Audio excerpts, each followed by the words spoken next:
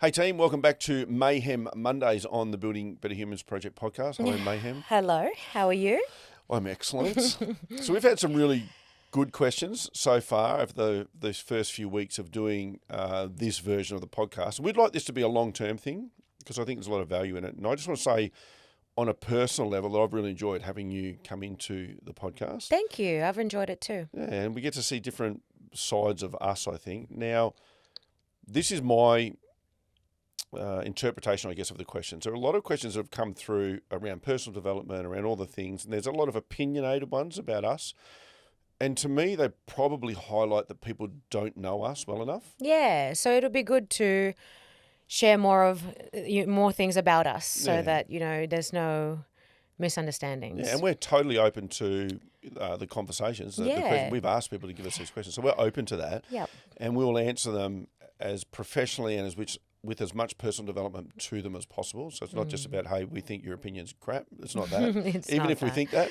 But I understand why people think what they think sometimes. Yeah, so, it is fair enough. When you're an outsider looking in, you might have your own perceptions on things, which we all do. So we're here to, answer whatever and clear whatever up. So you have the questions. I do. So I don't need my glasses today. I do. Alrighty.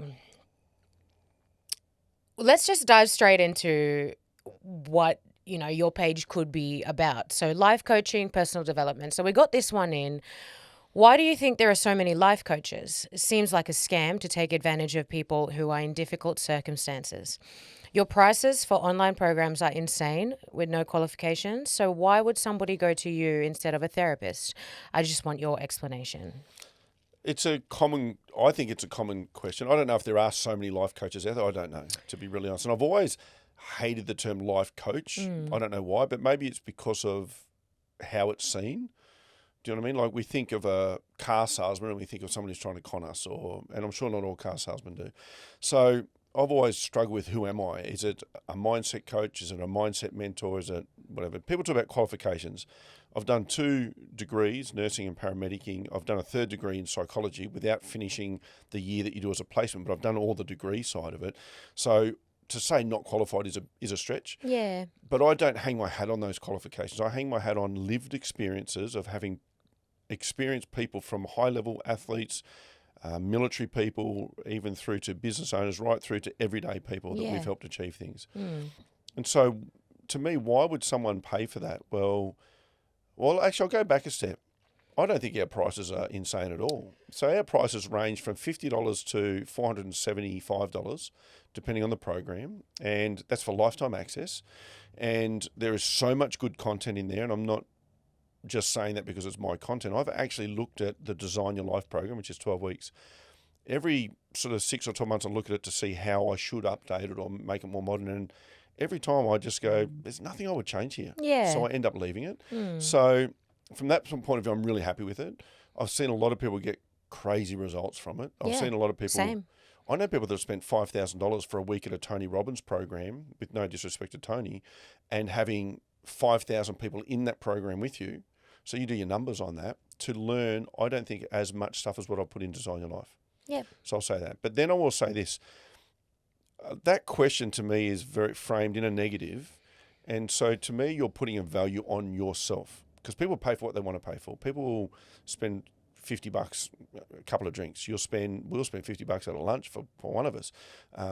Whether it be Botox, whether it be a weekend away, whether it be, buying yourself a bag, you spend a lot more money than that on the things that you want to spend on. If you don't see yourself as being of enough value to spend that money, that could be a challenge for you. And I'll tell a story. I had a bloke many years ago when I used to charge $150 to do a session, and he was training to join the CERT police, which for those that don't know is our special forces, like think SWAT teams in Queensland. He'd had 2 goes at it already. Someone referred him to me and he said, mate, this is my lifelong goal, my lifelong dream. This is all I've ever wanted to do. And I was living in Toowoomba, he was living in Brisbane. He said, I've got one last shot at this because apparently, I don't know if this is still true, but if you failed a 3rd time, you just didn't get another shot. And so I really want to do this thing. And I said, mate, yeah, I'm more than happy to sit down and talk through your mindset. And I said, it's $150 for a session. And he said to me, oh, mate, I can't afford that. That's a bit too steep. And I remember thinking at the time, cool, I'm not going to lower my price. I've got my own value on myself. But if this is your lifelong dream, this is the only goal that you've ever, that's what he said. Well, then your lifelong goal and dream's worth $150. Well, it's not even worth that. Anyway, he went on to do his third attempt and he did make it. Now, I don't know, could I have got him there? But geez, I've gotten a lot of people to places and probably never thought they would go. Yeah. So that's my sort of view on it. I'm not here to justify my value. I understand my value. 100%. The other thing about it is there's lots of different types of, I guess, to use that term, life coaches out there. And there's so many different approaches. So you can look at how any one sort of approach would fit into your life, and then you could base that on whether you want to spend the money there or why that you think that'll work for you or why you think that won't work for you. And then you could try different things. But why would you go to you as opposed to a therapist? Therapists have very different approaches to things. So that's a question that you have to ask yourself, not us. Well, if I could dive into the therapist question, I'm not a therapist. And when people come in, I've had clients who I'm doing professional development with and personal development who then want to start to talk about things that I think a therapist should be talking about. And I say, I'm not your therapist. Yeah, So, very different. Yeah, I'm here to help you in the professional development of what you're trying to achieve and the mindset that it takes because I've seen it, experienced it, done it. But I'm not here to talk about your relationship breakdown or that's not my role. That's, or that's something that happened to you as a child. That's not my role. And so I do know my role too. Yeah. I'll also add that a lot of the, money that you receive from your own personal development, whether it's a talk, whether it's people buying programs online, you've taken thousands of kids through programs that actually cost you money. So it's not like you're sitting there being all about money, but it's an understandable question, I guess. People don't really know what the difference is, and we've put 3,000 or over 3,000 11 to 17-year-olds through programs from 1 or 2 hours to 3 or 4 days. Yeah. 68% of those have not paid. They don't have the funding to pay. Yeah. And we've had some sponsorships, but mostly we pay for it ourselves. Yeah. So absolutely. But then we don't go and splash it all over our website either. It's just part of what we do. Yeah. And you teach very similar things, whether they're young children, young athletes, kids who come from troubled homes. You teach very similar values than you do to someone who's an adult or wanting to be a high performer. So, you just approach it in a different way. But Yeah, I'll also for sure. say to what you said, I'm not for everyone. Yeah. You're not for everyone. Yeah. I get that. And so for this person, if you don't see value in what I do or what we do or those programs, there's no onus on you to buy them. I don't hard sell. Yeah. What I will say is at time of recording this, there's 1,228 episodes of the Building Better Humans Project podcast for free. Yeah. Costing you nothing, lots of personal development in there. My social media has a lot of personal development. My Glen Azar Instagram has 4,501 posts at time of checking this, mostly around personal development for free. So there's heaps of stuff you can do for free, and that all takes time, energy. To put a podcast together like this isn't free. Yeah. We're not about money, but when people do want to make a legitimate change, I got told years ago when people pay, they pay attention. 100%. I've done stuff for free for people, and they make zero changes. Yeah. So they don't see the value in it because they're not paying. I might skip it again. there's no skin in the game. Yeah. That's a good question. It is a good question, yeah. So I'm going to follow on with that question for Glenn, because this question came through my NGL link for you. What still drives you after all these years? Is there a cost to always chasing more? What goal scares you the most right now? Have you ever felt like walking away from it all? And do you think ambition and peace can truly coexist? All right, I feel like I have to do them one at a time. Okay, let's do the first one. What still drives you after all of these years? I honestly think I'm just a growth animal. Yeah, I used to think, I agree. For some period of time, I used to think, why can't I settle? Like, why can't I just, for want of a better word, do the white picket fence, get up and do the 9 to 5, come home, throw my bag down, kiss my wife, say hello to the kids, talk about how much I hate my job, go to bed, watch the footy, go to bed, get up in the morning, hit the snooze alarm. I've always laughed about this. Like, for those of you who hit the snooze alarm, you sleep for 8 or 9 hours, and then after 8 or 9 hours, you hit that snooze button and get an extra 10 minutes or 9 minutes iPhone gives you. So after 8 or 9 hours sleep, what you really need is a nap.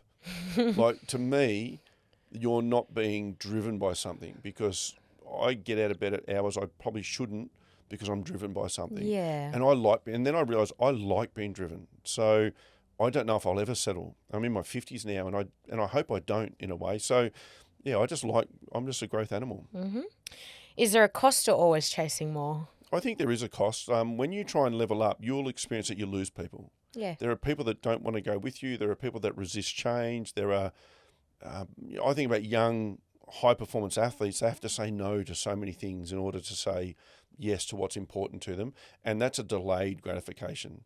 So I know you love to go out to festivals or parties and all those sort of things. But Not all the time. Well, but you I got a did- few party girl questions. I'm like, guys, I'm not that bad. Jeez. But you do love it. Yeah, I But don't there mind are- it. But there are things that when they come up, you'll say, I really want to go to that, but we're in the middle of fight prep, can I? And Yeah. sometimes you'll go and sometimes we have to say no. Yeah, most And- times we actually say no as Yeah. of late because it Even doesn't now, align you with book my something goals. that's like at the end of the year. Yeah. Because we can at least go, all right, we've already booked that. But if something comes up in 2 weeks' time, we couldn't take it. No. So there is a cost. There's a cost in sense of people and saying no to things that maybe right now I feel like I should go and do, but you don't get to. What goal scares you most right now?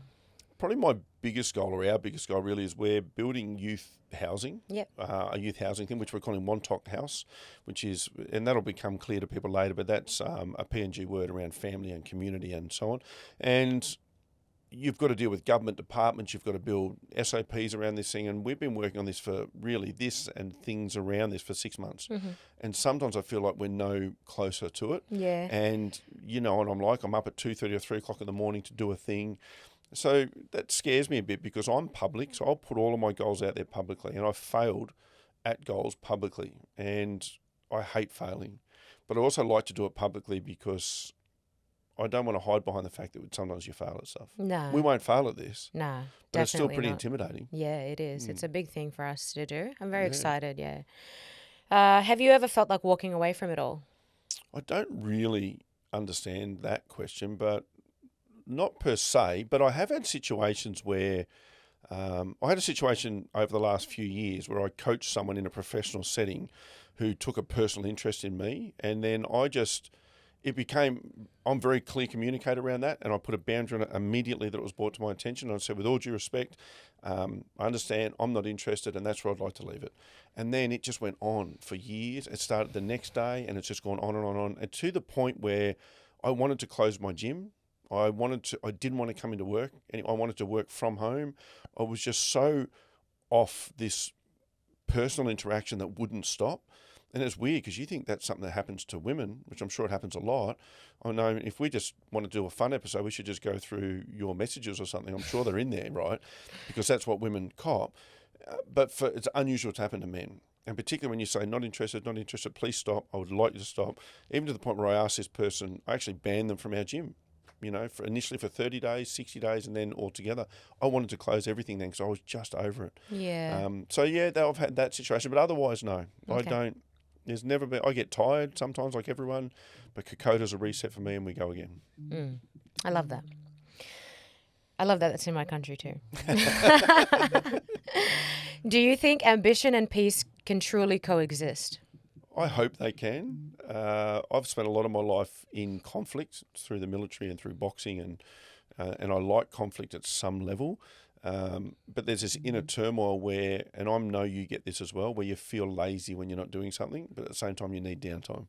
So yeah, I hope they can, but I think you've got to be really conscious. So when we have time away, we've got to have time away. So when we take the boys away somewhere, say if we go away for a week and we're up the coast, we've got to consciously not get the laptop out, consciously Yeah. not do the thing, because all they see is that, oh, mum and dad are just interested in this thing. Yeah, they're always working no matter where we go. Yeah. And that's another episode on itself because Yeah. being parents and trying to have so many things running is a very tough thing. Well, our boys so- are athletic, but you've had that feedback. I know Marley has said before, like, can we go to the skate park? And I say, oh, mum's training, and it'll be a third training session for the day because we're getting close to a fight. And you go, oh, she's already trained, or she's always training. Yeah. And so, yeah, but she's a professional athlete. So then you've got to mix up that with also demonstrating to them as young athletes that if you ever want to do this professionally one day, this is what it takes. Yeah. But you don't expect them to know that at 10. No. So yes, it can coexist, but at times there's going to be some turmoil in the middle of it. Yeah. Just working out how to Yeah. get through it all. All right. That was a really good question. It was a few questions, but it was Yeah. really good to get into depth in depth of all those. Do you know what I do? And I don't know if you do this. When I read questions, I try and put myself in the frame of who's asking and why they're asking this. Yeah. Because even the ones that seem a bit attacky sometimes, I don't take it too personally because I go, well, clearly there's things happening in their mind that they're seeing the situation not for what it is or from a lens of what they understand, which is how we all view the world. Yeah. And so then that stops me taking it personally. I just, because I love human behaviour, I go, I wonder why they ask that or what's Yeah. happening in their world. So that way you don't take it negatively. But even a question like, okay, that's a really deep question. Yeah. Even pieces of it I don't fully understand, like, would you walk away from? I think no. But then I think, okay, once you made me think about it, there was a time, there was a situation where someone made me feel in a sense that I don't want to put myself in a situation where they have access to me anymore. Yeah. To do that, I'd have to walk away. So, yeah. All right, next one. Is this for you or me? No, this is for you. Oh, These me. are well, Oh. there's a lot of questions that came through for you. If everything you built, the business, the reputation, the following, disappeared tomorrow, who would Glenn Azar be without the identity of a leader? That's a really interesting question because if it had stopped at who would Glenn Azar be, that's a different answer. But if you say who would Glenn Azar be without the identity of a leader, my identity, I would still see myself as a leader. Yeah. One who might have failed at some things, who lost some things that I didn't want to lose, but I wouldn't think I'm not a leader anymore because I think I've spent years building myself into a leader. I teach other people how to lead. I run an adventure leader program, a 2-year mentorship to teach people to lead. And so I would still be a leader. That's the short answer. But the longer answer would be that I'm not defined by any of those things. I'm proud of all of them. I'm not defined by any of them per se. And if I lost it all, I would probably spend 24 hours in bed having a sook, and then I'd get up the next day and start again. Yeah. And I'd start again with more knowledge, with more background, with more experience, with knowing more things that I probably shouldn't have done that I would do differently next time. So really, I think I would get up as a better version of myself for the experience, even though I'd hate the idea of failing. Yeah, I agree. I think that's exactly what you do. It's one of the many things I love about you. All right, this one. This one's a bit funny. Funny ha-ha or I used to love your content. used to. Yeah, so this is the whole thing. I used to love your content, but I feel it's changed since Millie came along and now she's running everything. Am I the only one who sees that, or have you had similar feedback? First of all, can I just say, I do not have the time to run his social media. I can barely run my own. So yeah, that was a funny one. So Yeah. I guess the question is, well, there was a statement. It's changed since Millie came along and now she's running everything. First of all, false. So I'll come back to the statement in a minute. But to the question, have I had similar feedback? Not really. I had one guy on my social, and it could be that person, I don't know, who I don't know, but I only know because of the name I looked at, and he had commented saying, it's something about it's hard when one person takes over your entire social media. And I thought, and I just said to him, like, you don't have to follow me because I don't know him. And if he stopped following me, I wouldn't have known. But I went back and found him again recently, and he's still following. Okay. So he must be getting some value out of it. Yeah. And I would say that my content hasn't changed on my Glenn Azar page. I mix personal development into my life. How do we learn personal development? So that question before where someone said having no qualifications, I've got 52 years of lived experiences pushing myself at what I think is a really high level and never quite been happy that I'm high enough, so always pushing and sharing that experience with people. So this relationship that you and I are in is very much, we're both driven by personal development. You're still at the stage where you're actually actively achieving goals in the boxing ring, for example. And I'm at the stage where, as a coach, I'm on that journey, but I'm not the one in the ring. So you're still more active in that sense. But then we have the business sides of things. And so to share that journey with people, I think is good. I've got some very good clients who've said to me, Kenny and Anna, I might mention him by name, but they've talked about the change since I've been with you, and they've seen that as a positive. Because previously the feedback had been that maybe Glenn's so driven around just being the best at this thing that he doesn't understand the nuances of a personal relationship. And I think that was fair feedback. Yeah. Because I was up at 2:30 or 3 o'clock in the morning, go to bed at 9 or 10 o'clock at night, but I had nothing to do except Building Better Humans Project 180 Adventure Professionals. And so when people had to fit in their kids and, because my kids are mostly grown up and living out of home or living with their mum, so I didn't have to think about all of that on a day-to-day basis. I didn't have to worry about going home and feeding the kids. I didn't have to worry about anything. I could literally live on a microwave meal and keep going. And so I could just pump content out all the time. I could do all the stuff. And now I have a deeper understanding of how to, I hope, nourish a personal relationship. And if we're really honest, I haven't always got that right. That's fair to say. But I'm very conscious of it. Yeah. And so now I have to think about that. And then how do I achieve all things? I said a little while ago, I can't remember if I wrote it in a group or if you and I just had a conversation around it, where I'm nowhere near getting as much done since we've been together. And you were like, oh, well, I don't want to be the person holding you back. You were actually willing to walk away from this rather than hold me back. So if anyone thinks that you're running things, why would you walk away from something for fear of holding me back? Yeah. This was some time ago, and I was like, no, I'm choosing to be in this. And now I have to work out how to still get the content out there. But to the first part of that question, you're not running anything. We push each other. Yeah. You're not running. And I even went back and looked through my social, and in the last 20 posts, I think you're in 2 of them, 3 of them, on a level of what we're doing as an athlete or not our relationship. So we might do a birthday post or a Valentine's post or those sort of things. Yeah. But it's not like I'm up every day going, oh my God, I'm so in love with this woman and I need you all to know about it. Yeah. So if people are feeling that, that might be a mirror on what's happening in your world. I don't know. Yeah. Lots of questions, lots of statements. Stop telling me what to do. You do what I say, okay? All right, this is a boxing one, so we can both answer it, even though I think that it was, for me, just because this is a similar path that I'm going down. What is your opinion on starting boxing at age 30? I want to start, but working full-time and being a father and a husband, it feels almost impossible. What's your advice? So I'll go first as a coach or just as a personal development person. I don't care what you're starting. Again, we talked about this a couple of weeks ago, but there's a Chinese proverb that I always love, which was the best time to plant a tree was 20 years ago, and the second best time is today. So if you're thinking about it now at 30, and I can say this as a 52-year-old, at 30 you're still very capable of doing anything.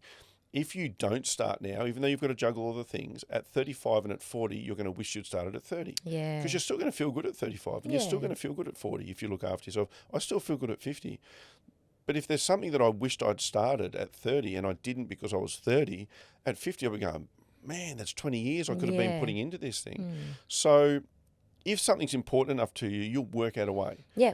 My advice for boxing specific, start small. Start with, find a gym that does a fight camp or something that you can go and do a corporate fight. Yeah. 3 rounds, a specific date. For 8 weeks, I dedicate myself. Explain it to your partner and to your kids that for 8 weeks, I'm going to do this thing. And that's, I don't care if that's a marathon or it's a triathlon, if it's a boxing match, I'm just for 8 weeks. And then have a break, give time back to the family. And then if you enjoyed it, then do it again. And then slowly you'll develop your skills over time. It's different than trying to be a professional, but it's a start point. It is a start point. I agree. There's not much I could add to that, you know.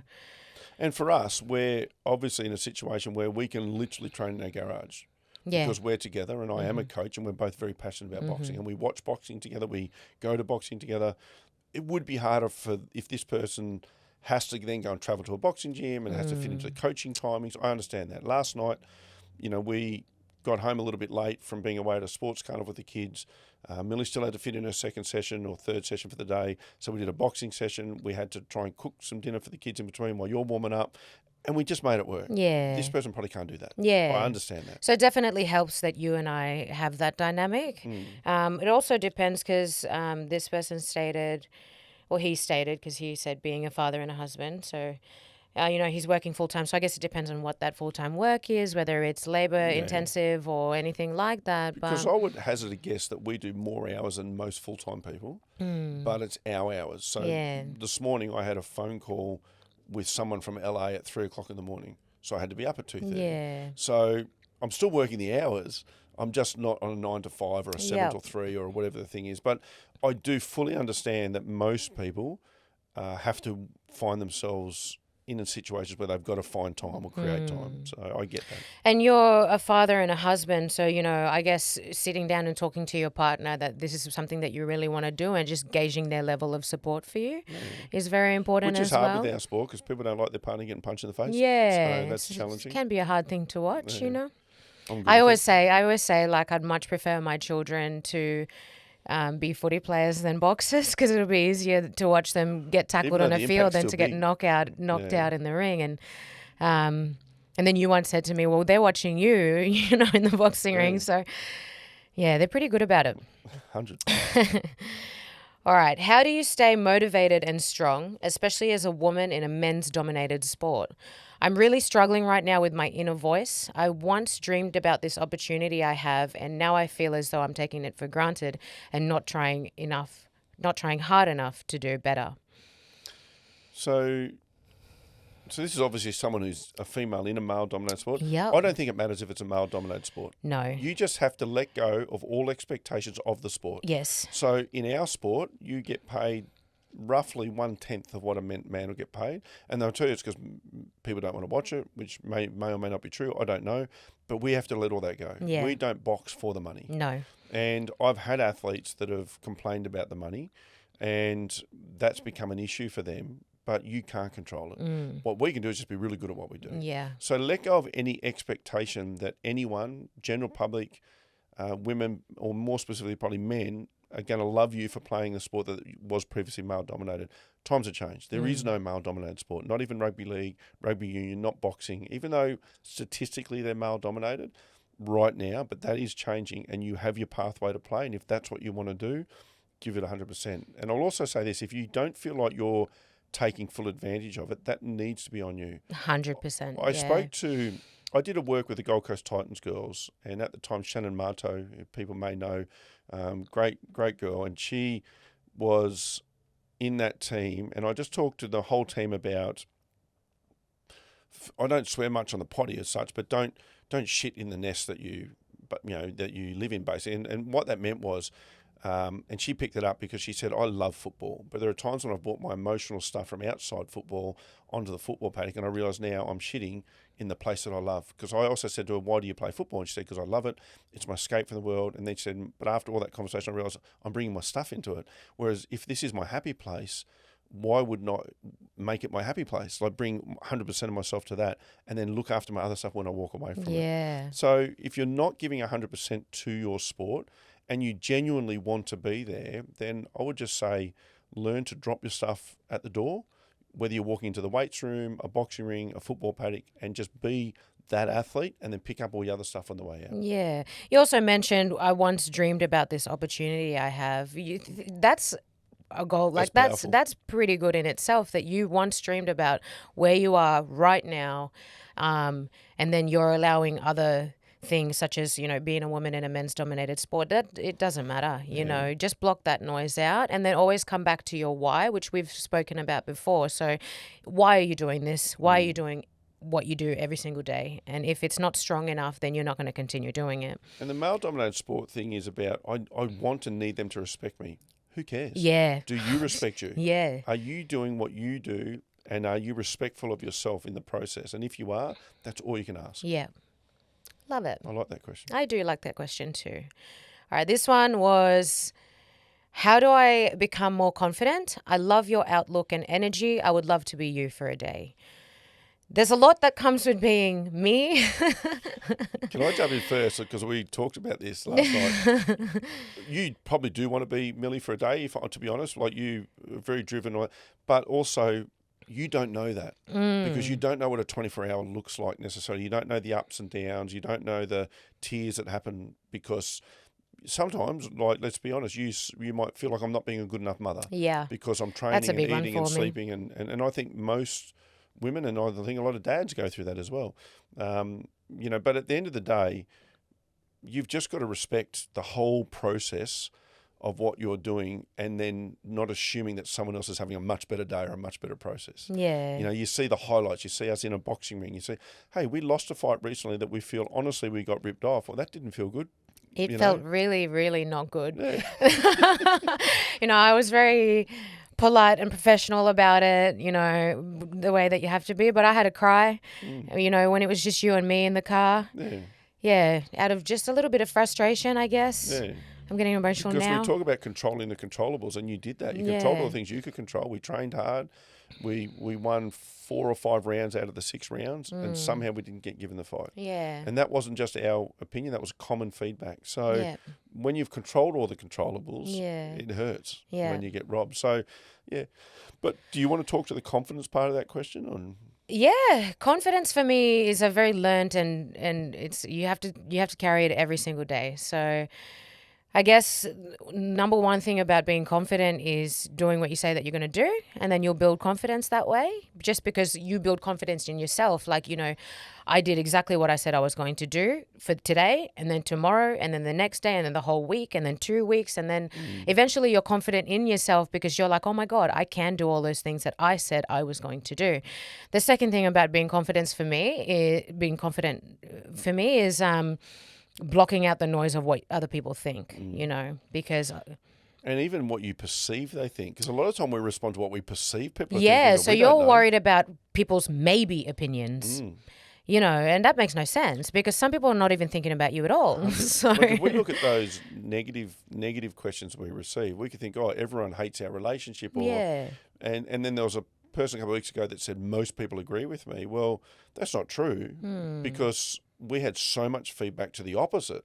So if we're doing most people in our circle didn't agree with you. yeah, So then why would I want to be upset by that question when our evidence is different? Your evidence might be that most people agree, but that might be who you're talking to. So don't just assume that people know. But my favourite thing around confidence is this. Confidence is gained when competence is gained. So when you become better at a thing, you become more confident at that thing. So you suck at everything when you start, but just keep showing up. yeah. Think about driving a car, and when you first even go for your license and you've done your 100 hours or whatever you do, and there's a driving instructor and you're nervous as buggery. But as soon as they get out of the car and you get given your license and you're qualified, now you drive away like it's nothing. And now you're driving like you don't even have to think about it because you've become competent. So you become confident. Well, that works in every aspect. If we want to become more confident, we have to be accountable for how we show up every single day. Yeah. Yeah, so they said, I love your outlook and energy. Thank you. I really appreciate that. That, again, is something that you have to actively show up for yourself every single day. So have your outlooks, have your values, and stick to them. Don't let anybody else tell you otherwise, Energy, I am who I am, I guess, and I like to be happy. I'm not always happy, Sometimes I'm sad. Sometimes I get angry, things like that. Some of the things I love about you is one is your energy, how you can interact with anyone from, it doesn't matter, like they could be, at the bottom rung or the top and everyone in between. You could talk to someone who's homeless and you could talk to a CEO, and you have that capacity to talk to anyone.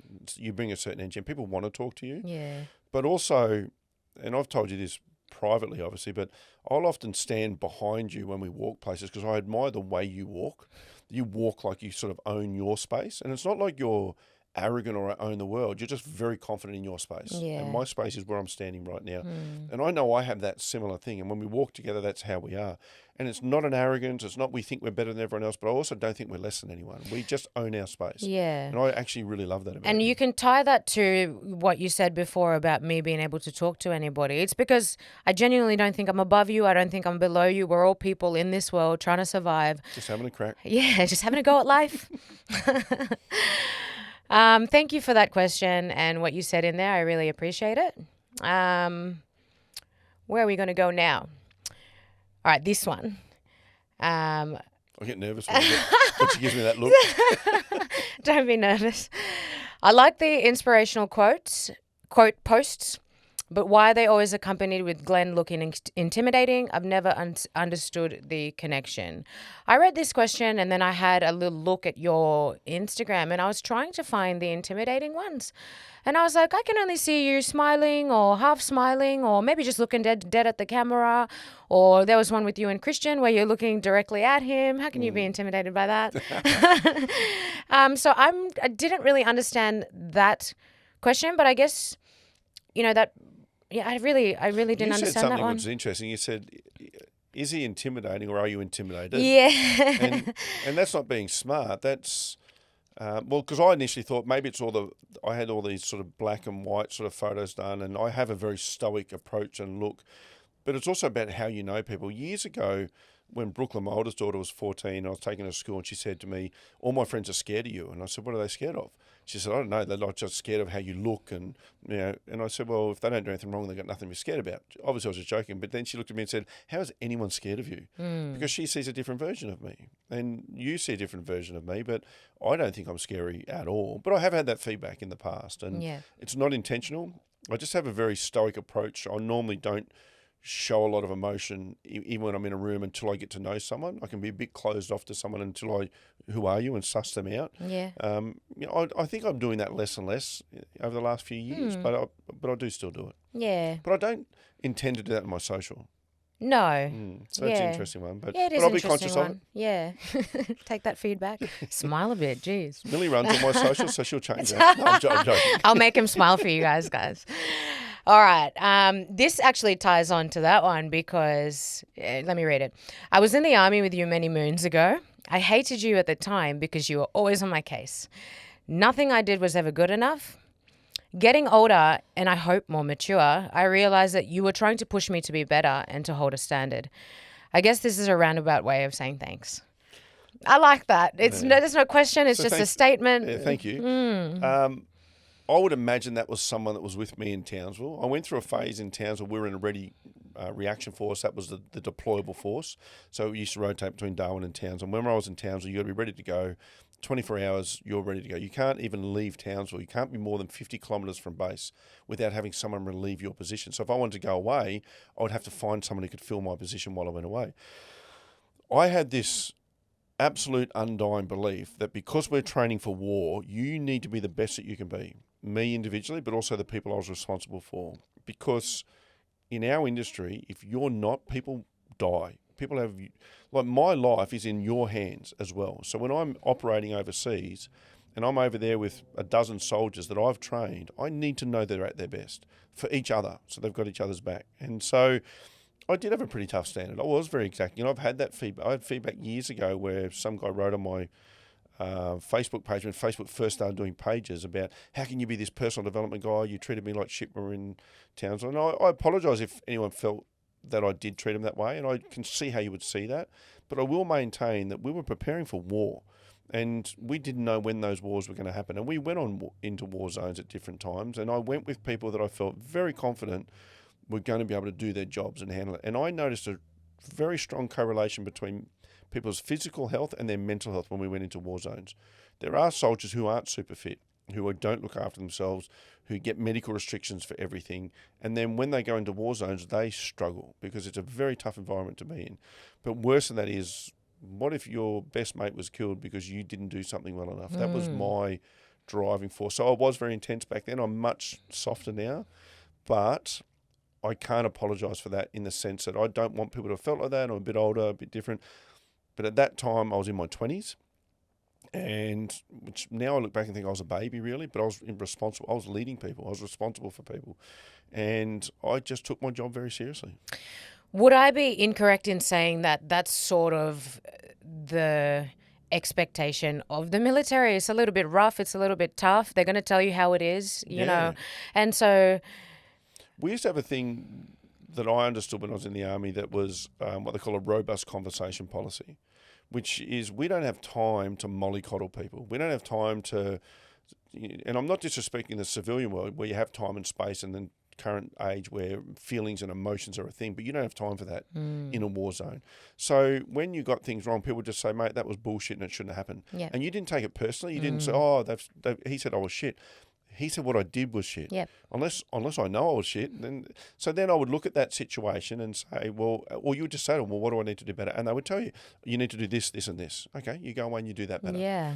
And you didn't take it personally. And people who did take it personally, well, the army's a tough career for you. Yeah. But the robust conversation policy saved time because I haven't got time to sit down and have a meeting with 3 or 4 people and let's talk about how you feel and emotions and hug each other. You can't do that in a war zone. No, you have to identify the problem and then fix the problem. There's no feelings involved. Yeah, and it's not personal. And you can, I don't drink, but you could still go to the boozer afterwards and everyone have a beer and whatever, you know, and no one talked about it. And then when I got out into what we call the real world, I realised that when I started working in businesses and corporations and even small businesses, communication was the biggest problem because everyone took everything personally, or they just wouldn't bring stuff up. And then it festers and it festers. And eventually you're doing something that's triggering me and that I'm not happy with. And I don't say anything for 4 weeks or 3 months. And one day I just blow up. Yeah. And then you're like, I didn't even know it was a thing because I didn't have the capacity early on to say, oh, mate, can you not do that? And this is why I don't want you to do it. Yeah. So, yeah, I do think you're right. We have to be very, very brutal. Yeah. All right, I've got one last one, and it's more of a statement than a question. We get a few of these. So many. All right. I liked your page when it was about personal development. Which it still is. Since you started dating your client, though, or that's all I can see pop up. I respectfully disagree. Anyway, I'm glad you're happy, but can you keep the PDA private? I've seen teenage lovers with more discrepancy.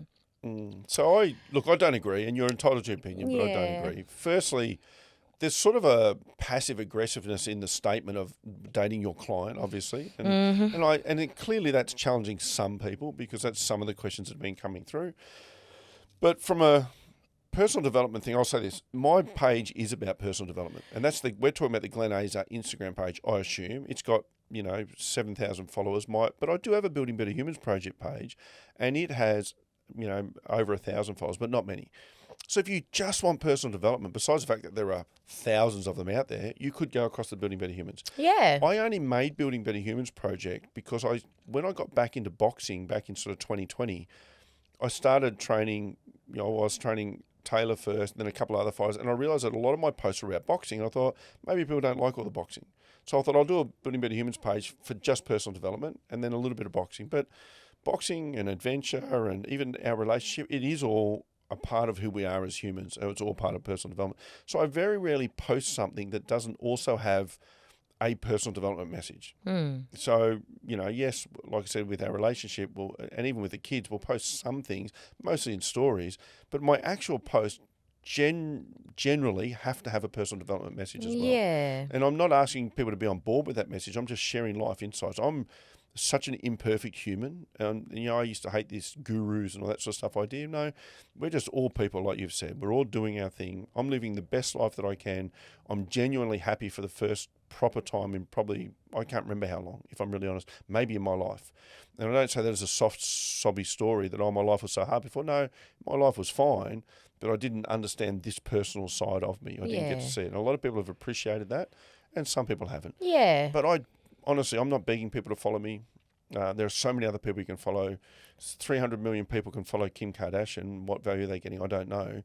Who cares? You follow who you want to follow. Yeah. At the end of the day. And every now and then I'll go through and just stop following anyone that I don't see personally that I'm getting something from or that I'm giving something to. So you said this a couple of weeks ago. If you don't like what we do, please don't follow us. Why? Why would you put yourself through that? Yeah. I've got people who look in my stories from my past or from whether it be boxing or something else who don't follow me. So they've actively got to go onto my stories every day to look at what I'm doing. And I think, why would you do that to yourself? Because if I'm not following someone, I'm not following them for a reason. I'm not going looking for them. So, yeah, at the end of the day, we all get to do what we want. And if your social media has any negative aspect to it at all, that's because that's what you're looking at. Yeah. My social media is mostly filled with boxing, personal development, quotes, and I do save a lot of relationship things because it's an ongoing learning experience for me. And so, I've left it a bit late, but I'm learning. So, and I'm doing But it's okay. part of your life now, and it is 100. Glen Azar. It's at Glen Azar. Yeah. So, yeah, that's what you're doing. You're sharing parts of your life, and you're allowed to share what you want on your platform. And then, like you said before, there's the Building Better Humans, which is solely personal development, if that's what you're after. So, taking that like as feedback, go and follow Building Better Humans because it's just personal development. Yeah. So that kind of brings us to a wrap for this one because we're kind of at that time. But I just want to say, keep sending the questions in. We'll post them up every so often. We've got so many questions that we probably have to pause on getting questions asked for a little while. Yeah, we did get one that said, do you get offended by everybody's personal opinions about you, or is that part of the territory since you made your life so public? We definitely don't get offended, and I explained on my story why the last episode did sound a little bit like that. So Yeah. Yeah, So you can definitely ask don't get honestly and offended. we'll answer honestly, but we're not offended. Nah. Yeah, we may not understand why you ask or why Yeah. you care so much. I had We will always share our views and thoughts because Yeah. again, these are you ask, so we answer. Someone messaged me just recently and said, I can't remember, on Instagram or Facebook somewhere, just responding to a story, and said, why do people care about your relationship? I really admire how you guys answer this stuff, but enough already. You don't have to share stuff. Well, we know we don't have to share. Yeah. We choose to share because I hope someone else can learn from it. I've had a few messages which I share with you from ladies who are older, like in their 60s, saying we really admire that you talk about your relationship in such an open way, the both of you, because hopefully other people can learn about relationships. And we're not saying we're perfect, Yeah. but we're trying to work it out like everyone is. Yeah. Yeah. So Happy with that episode? yeah. All right, keep them coming.